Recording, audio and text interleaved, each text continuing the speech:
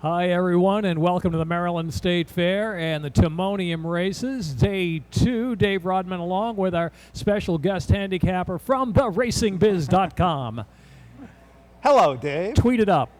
Fire it up on your iPad, on your telephones, sign up for his email if you want to know anything. And free mobile app, don't forget And free that. mobile app. He's worldwide. He's anything you need to know about Mid-Atlantic racing and racing in general. Frank is right on the story, and there's selections from different tracks and various handicappers. It's a really, really good reference site for Mid-Atlantic horse racing. And Frank is here today to give his opinions on the Timonium races. And let me ask your opinion first on opening day. Wow, what a wild ride we had with the lightning canceling the last two races. It was pretty brutal out there. For that last race, we ran a lot of lightning strikes in the area. The wise thing, keep those two races and have them come back maybe next week. Yeah, no, exactly right. I mean, it was. I was sort of on the periphery of a conversation right at the beginning of the day before the first race, where people were saying, "Well, if the lightning comes like we're expecting, what do we do, and how do we handle that decision?" And I think you're right. You know, you cancel the races, you live to fight another day. And one of the races that was canceled was an allowance race, and I think that's one of the interesting stories of this first weekend is the number of good quality races that they made here. You know, they made, I think, 3 allowances for yesterday. We got a stake and an open allowance, $63,000 allowance on Sunday. We got another allowance or 2 today.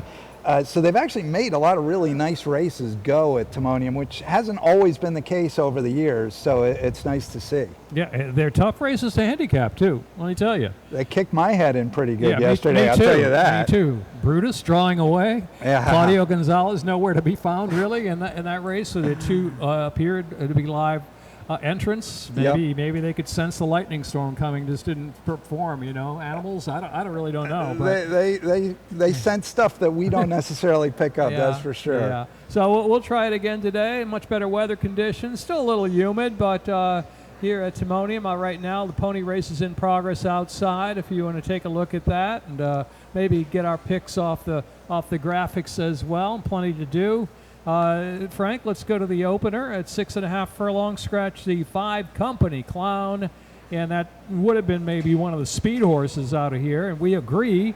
You're going to pick 6-1-3. Is that correct in the opener? That is where I get in this race, 6-1-3. I mean, I really the main thing I was doing here was taking a stand against the one horse, Day the Music Died on top, because the horse is, sort of probably better quality than these horses, but has been kind of going the wrong way in the form cycle. And I always feel like if a horse starts to go the wrong way, let him right the ship before you put your money behind him. Yeah, well, that's the same angle I had. I went to the 6. You went to the 6 Extra Medium, who appears to be the 5-year-old in form right now.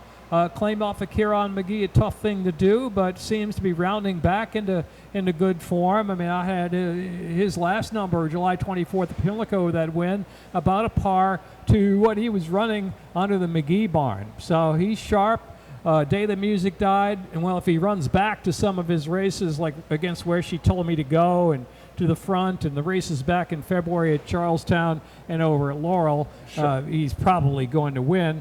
On the positive side for him, he did run 4th behind Rockenfeller, a real sharp horse right now. He came back to win Delaware Park earlier in the week. So he's on a little bit of a win streak himself. Yeah, I mean, there's certainly, I couldn't criticize you if you landed on the one horse. I mean, he's the best horse in this group. It's just, to me, again, the whole issue was kind of the form cycle. And though he did finish 4th behind Rockenfeller, he was pretty well beaten 4th. And he also figures to be a horse who's going to have some work to do here. I mean, he doesn't have a ton of early zip. He tends to be kind of a one-run sort of horse. And so we'll see how that plays. Although, as we were discussing earlier, Dave, the track played very sort of deep and slow yesterday. I thought the track a little deeper than normal for the Big T on yesterday, and I don't know whether that had anything to do with some results that seem to elude me. Or maybe we're just bad handicappers. Yeah, maybe we're just bad handicappers. There's more than a better possibility of that. So I was 6, 1, 3, and 4 And Frank also agreeing there, 6-1, 6-1 and 3. Same We'll place get as Frank's you. picks as we go along here. He had a busy night last night. You were up at in West Virginia for the Classic. Was a little Charlestown trip, a little driving all over the place. Yeah. Hey, by the way, the King is in the house today. We yeah, saw King T. Leatherbury a It's minute funny. ago. Yeah, I was in a conversation with Vinny Perrone last night on the Oh, phone. all right. I said, oh, by the way, just out of the clear blue sky, King did win a race this year. I mean, he's won a race every year since 1959. Yeah, He's got a handful of horses, mostly from Mr. Lewis. Yep, and, yep. he did Auchencruve was the horse. I was thinking it was the other. Okay, yeah. Auchencruve. So Vinny, in fact, congratulations. wrote a feature for us on the Racing Biz about King last year, which was a runner-up for an Eclipse Award. And people so. can search that if you Yes, go to they can. thenracingbiz.com. How about that? The amazing search engine there. King is in the house. So the handle will be up today here at Timonium. His second race, no changes, and 5 Hickory Maid, no front shoes on the long time 41 race maiden. And I went 7, 4, 6, and 5, and we're kind of in the same arena, but with some jumbled numbers. You like the 4, 6, 7, 5. Yeah. I mean, Magic Melody, the 4-horse, couple of credible tries, drops to the bottom here, and in these maiden races, particularly these maiden claiming, these lower level races, I like to give the advantage to a horse that maybe hasn't quite proven to be not much of a horse, and the sort of opposite number of Magic Melody is Hickory Maid, who's a 41 race maid. Yes. And, Hickory Maid has better speed figures, looks better in some ways. Magic Melody at least still has a little bit of upside, and that's kind of that's the logic behind the pick. So the logic is you bring your friend to the races, you show them how to read the form, and they say, oh, Hickory Maid, look at the speed figures. I'm going to bet 100 to win on Hickory Maid. And you go, okay. And then the horse wins. And then the horse wins, and you just be quiet. So, exactly. Yeah, the 41 race maiden, I mean, certainly with the best race, she could win today. I went to the turf to dirt angle here with Coral Summer with kind of an angle that I didn't have a chance to prove yesterday. That horse was coming from Colonial back to the dirt for Ham Smith, but the race was canceled in the finale. So I think maybe with some route races under her belt on the turf, Coral Summer at Pimlico, and a little class down drop here. Last race, I kind of liked her in that spot with that dead heat race, Mayfield of Dreams and Kira Abu, but was kind of not playing. I don't know what happened at the start, but it was just a slow break. She wasn't concentrating, maybe she just wasn't sitting square. She wasn't playing around in the gate, but for some reason she just wasn't on the ball. I projected her to be closer to the pace that day and maybe a better break today with ties aboard. Yeah, and if she can, if she can carry that turf form back to the dirt, I mean, a mid-40s buyer is going to win this race. So, that's it. Yeah. Certainly. Okay. 4, 6, 7, 5. Frank 7, 4, 6, 5. You see on the screen for me. Third race, that 3-turn 1 mile here at the Big T. Am I right or am I wrong? It kind of seems to be a rematch between Gallinipper, Clever and Great, and the break is maybe going to play a big part in this race, or do you see otherwise? I mean, like Gallinipper and Clever and Great, they certainly look like the best horses. Now, they did see each other in Gallinipper's last race, and Gallinipper won easily. So that certainly is an argument in his favor in this spot. Obviously, Clever and Great followed that up with a good performance. Those look clearly like the best 2 horses here. I actually split them in my picks. I went 4-1-5-3 with Tale of Dixie. And this one has been sprinting on the stretch out, on the 3 turns, maybe, breaking from the inside, maybe go get the lead and take them as far as you can. Yeah, there's some changes here. It's a turf to back to dirt. Sprint race is a series back to a route race. Was 5th in the last distance run back in April. And first time for Carlos Lopez to hop on board. Been doing some really fine riding over across town at Pimlico. It's just a matter of time before he gets to show that here. With Tale of Dixie, he'll be a square price. 4, 1, 5, and 3. Again, Gallinipper, Clever and Great met. Gallinipper wins, but Clever and Great did come back on a muddy track with a good break and shows some tenacity to win. trained by Claudio Gonzalez. The question mark up in the air after yesterday's 2 Claudio horses. What do we do now? Fourth race. On the other hand, it's Claudio, Yeah, on the other hand, so it's maybe Claudio. you don't toss him. Maybe you don't. Fourth race, scratch the 2, Miss Allett. Frank, you're going for a horse I didn't pick in the top 4 for some odd reason. And looking back, I guess I should have on pedigree Fudge Cake, who's a half to Coconut Cake, who was quite a fine It was filly. a pretty nice filly for sure, and obviously, when the trainer debuts a horse at Maiden 5, they're telling you they're not all that enthralled with what they've got here, and so you kind of have to take that into account. On the other hand, this is a situation where none of these horses have shown any great talent, so maybe the first time starter among the group of middling maidens might be a horse worth considering. Dale Capuano, who's a trainer, has won 3,000 odd races. He wins at about 26% rate first time, with debut maiden claimers. So he certainly knows how to get a horse ready to win first time out of the box. And so the logic here is maybe a little better price than the favorite or the couple of favorites, and she doesn't have to be anything special to beat these.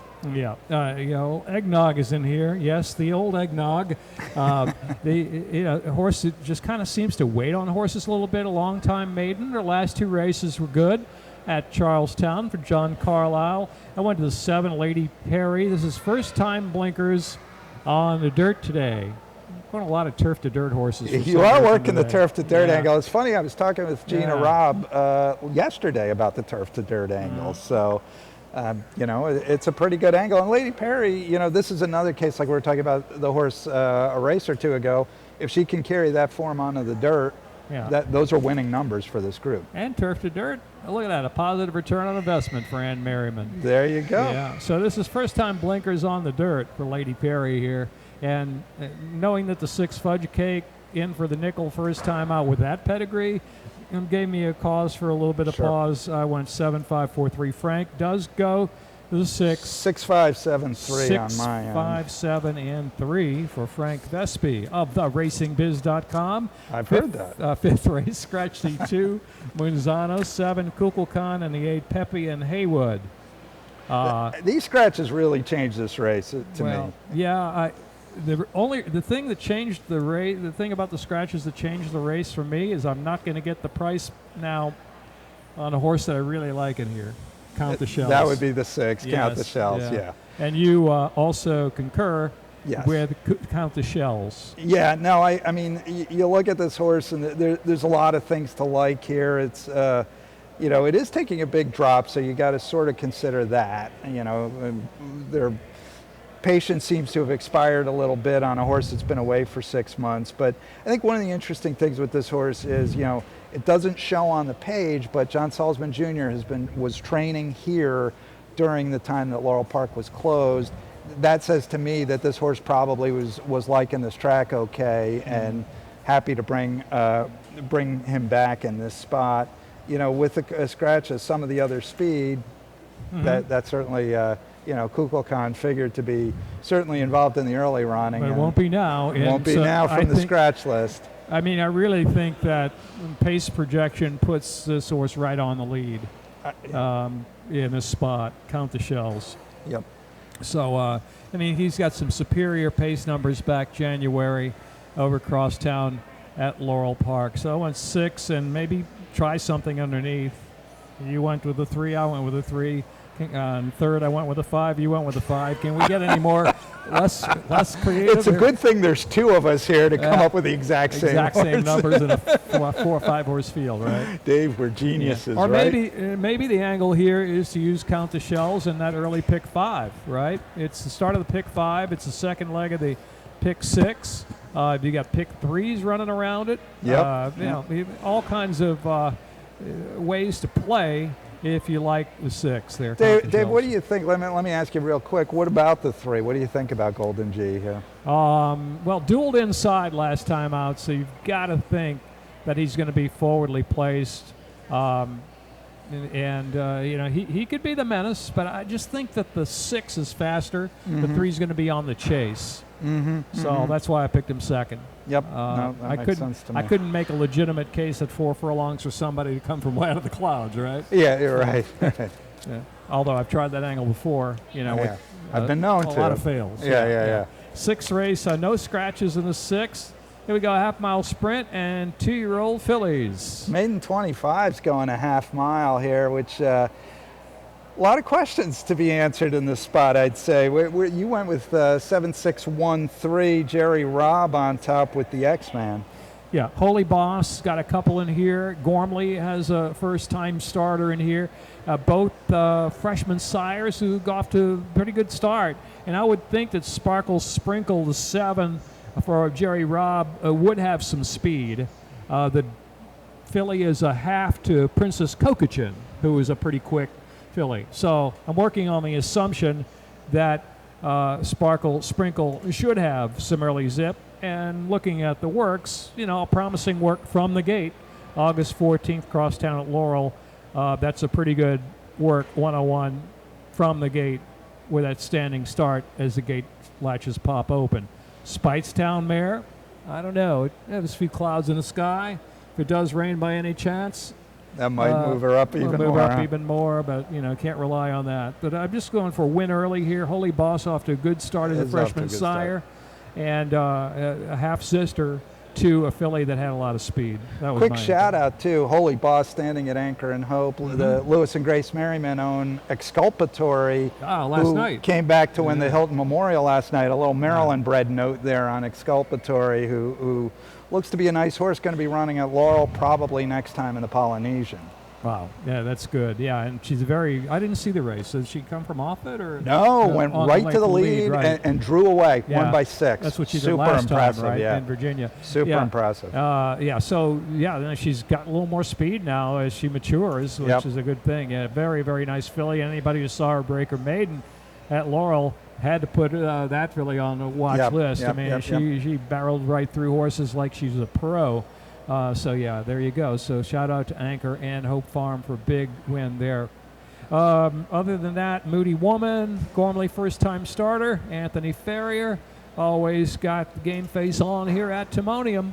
Gormley's doing okay with first-time starters, working over this track and working crosstown at Laurel. That's about all I got to say about that. Yep. You got Claudio underneath. You got Greg Vyans coming out. So anyway, on to the 7th, a optional allowance optional claimer, first level allowance, $48,000, 6.5 furlongs, 16 claiming is the tag. First of 2 allowances on the card, Dave, and where are you going here? I'm going with speed again here. This is one of my better plays of the day. 2 of my speed horses earlier in the day we mentioned, and the guy would be the other one who battled through a hot half mile of 46-1 at Pimlico last time out. Very contested pace, rapid response, got up to win. She opened up like a lights-out winner that day, and here comes rapid response to nail. I thought that was an outstanding effort. That was July 31st, so he had a little bit of time to recover from the race. Not like they're running him back real quick. He's always had some good early speed. He's been kind of a thorn in the side there to the scratch runner going to the lead, who was the morning line favorite. I think it's time for the flock of frocks in the winner's circle. Well, we were talking, Callie and I, yesterday on the Simulcast show about the Frock Barn and how they like to come here and do well, and they seem to really point to this meet, and that led me to a couple of bad selections yesterday, but now's a good time for that to turn around. So they got an interesting pick there. I don't know how the track's going to play. I tried this angle yesterday with much failure. And a closer. What was the Saray horse I tried? I don't know. Was last and then managed to get a check. And I think finished 5th. Nonetheless, but Point Driven is a legitimate, really nice horse in general, but needs a good pace in front of him.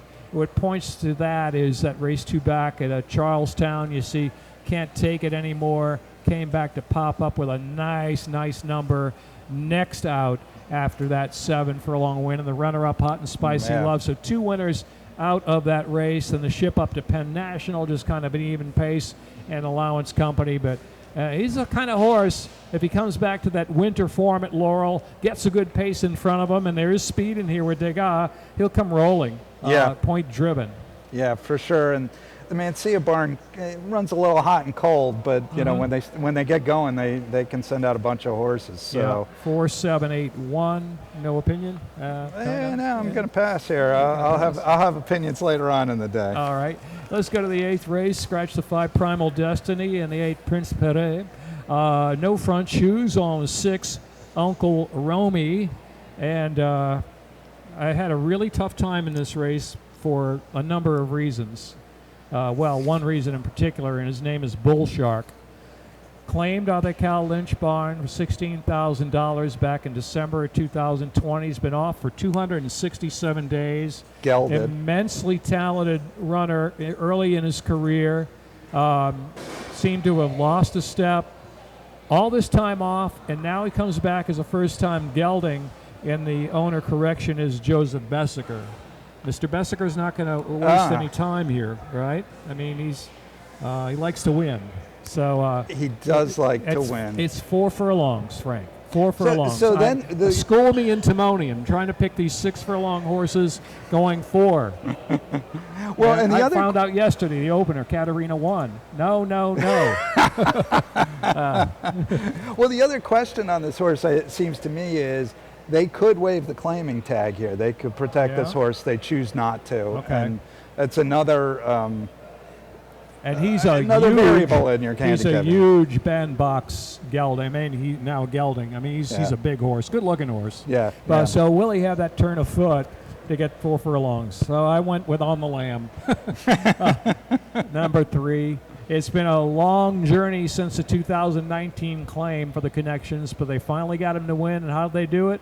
4.5 at Charlestown. So he's got good tactical speed, bull ring style to stay close. He beat one of the rivals of Fez today, the Farrier horse, Inspiring Justice. So that's what I went. I went him 1-2 again, On the Lamb and Inspiring Justice, thinking that they're probably going to be faster than the ultra talented and maybe even more talented today with first-time gelding Bull Shark. I don't know. Yeah, no, I think that's a good point. I mean, I'm going to be curious to see what the odds look like on Bull Shark. I mean, if he's getting bet or not, because as you say, he's on talent alone, he's the horse here. But you know, the time away and some other factors that we just discussed. But certainly On the Lamb, I mean, a really nice effort. J.D. Acosta comes back aboard, which is nice to see. Good bull ring rider, won with him last time, and Inspiring Justice came right back to win the A other than up there too. So well, here you go with Dialing Dixie. He comes out of that rapid response Degas race,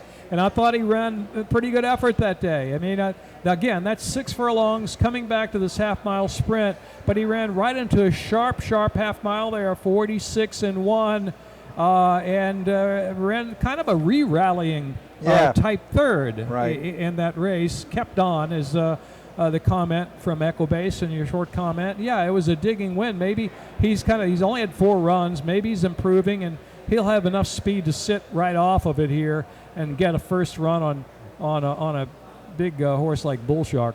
Yeah, no, I think that's a really good point. I mean, that was a really nice effort. You know, that horse kind of dropped away like he was done, and then found more and closed a little bit in the last furlong. So.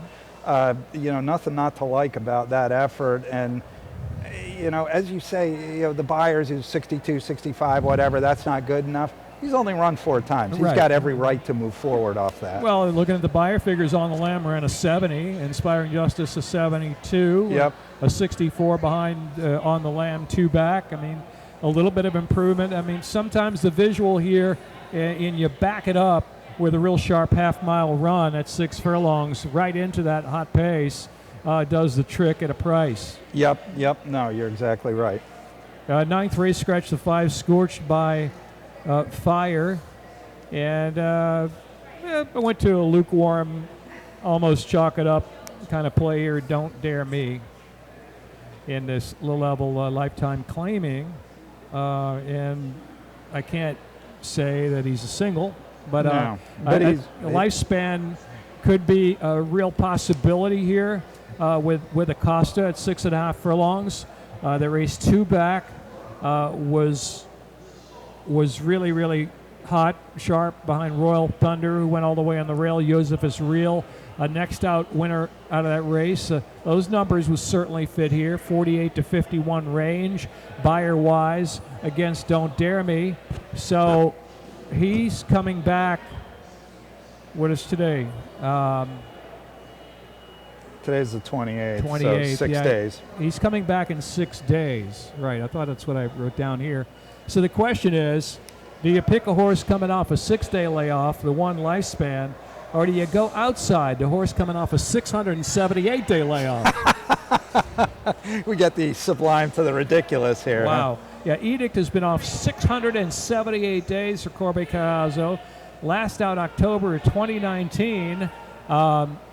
He's got a good series of works. Hasn't missed a beat at Fair Hill in the month of July. And before that, he was somewhere. I don't know what that symbol is. STR? Do you know what that training center is? I don't. I wonder if that's Sinatra's place. A good honor. point. Yes, Sinatra Thoroughbred. Makes sense without looking it up. Right.